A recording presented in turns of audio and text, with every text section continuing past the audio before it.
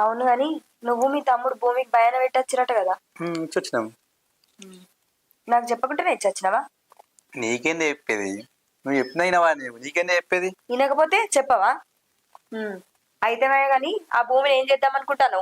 ఏం చేస్తామే, ఇద్దరం కలిసి ఇల్లు కట్టుకుంటాం. ఏంటి, ఇద్దరు కలిసి ఇల్లు కట్టుకుంటారా? ఇక జీవితాంతం మీ తమ్ముతోటే ఉంటావా? నేనున్న మీ మరదలేమో ఏరు పడదామో లొల్లి పెట్టుకుంటాను. మీరిద్దరు పోయి భూమిని చూసి భయాన పెట్టి ఇద్దరు ఒక కాన్నే ఉండాలని ఇల్లు కడతానావు. కొంచెమన్నా మానం అనిపించాలి నీకు. అట్లంటే పొద్దు సంవత్సరం లొల్లి కావా? ఇద్దరు ఎక్కుతున్నప్పుడు లొల్లి కావా? కామన్ అవి సర్దుకోవాలి అంతే తప్ప ఈ లొల్లి పెట్టుకుంటేనే.